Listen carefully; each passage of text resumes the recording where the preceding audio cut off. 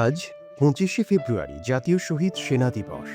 আজ থেকে ১৭ বছর আগে এই দিনে দেশের সীমান্তরক্ষী বাহিনী বাংলাদেশ রাইফেলস বিডিআরের সদর দপ্তর ঢাকার পিলখানায় বিদ্রোহের নামে সংঘটিত হয় বর্বরোচিত হত্যাকাণ্ড। এতে বিডিআরের তৎকালীন মহাপরিচালক মেজর জেনারেল শাকিল আহমেদ সহ ৫৭ জন সেনা কর্মকর্তা নির্মমভাবে নিহত হন। মেজর জেনারেল শাকিল আহমেদের স্ত্রী সহ কয়েকজন বেসামরিক নাগরিকও ওই দিন প্রাণ হারান। শ্রদ্ধ চিত্তে উল্লেখ করছি শহীদ major general Shakil Ahmed, NDC, PSC. শহীদ মেজর জেনারেল শাকিল আহমেদের স্ত্রী শহীদ নাজদিন শাকিল, শিপু। পরদিন ২৬শে ফেব্রুয়ারিও হত্যাযজ্ঞ চলতে থাকে। ২০০৯ সালের এই মর্মান্তিক দিনটিকে গত বছর থেকে জাতীয় শহীদ সেনা দিবস হিসেবে পালন করা হচ্ছে। আজ বুধবার সকালে রাষ্ট্রপতি ও প্রধানমন্ত্রী রাজধানীর বনানী সামরিক কবরস্থানে শহীদ সেনাদের রাষ্ট্রীয়ভাবে শ্রদ্ধা জানান।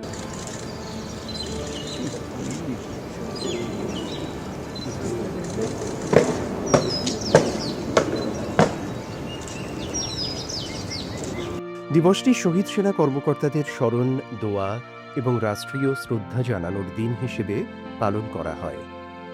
শেখ হাসিনা সরকারের পতনের পর একটি স্বাধীন তদন্ত কমিশন তাদের প্রতিবেদন জমা দেয়।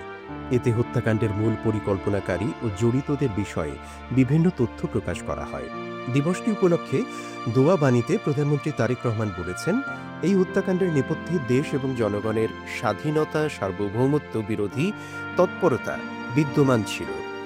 নাগরিক হিসেবে এই বিষয়টি আমাদের উপলব্ধিতে থাকা জরুরি বলে আমি মনে করি। এই হত্যাকাণ্ডের পর নানা রকম মিথ্যা কিংবা অপতথ্য দিয়ে জনগণকে বিভ্রান্ত করার চেষ্টা হয়েছিল। তবে ফ্যাসিবাদমুক্ত বাংলাদেশে জনগণের কাছে পিলখানায় হত্যাকাণ্ডের নেপথ্য কারণ এখন বোধগম্য। তিনি আরও বলেন, সশস্ত্র বাহিনী একটি স্বাধীন দেশের সম্মান, বীরত্ব এবং গৌরবের প্রতীক। ভবিষ্যতে আর কেউ যাতে সশস্ত্র বাহিনীর বিরুদ্ধে ষড়যন্ত্রে লিপ্ত হতে না পারে, আজ পুনরায় সেই শপথে বলীয়ান হতে হবে। দেশ এবং জনগণের স্বার্থের বিপরীতে যে কোনো ষড়যন্ত্রের বিরুদ্ধে আমরা ঐক্যবদ্ধভাবে রুখে দাঁড়াব। এই হোক শহীদ সেনা দিবসের প্রত্যয়।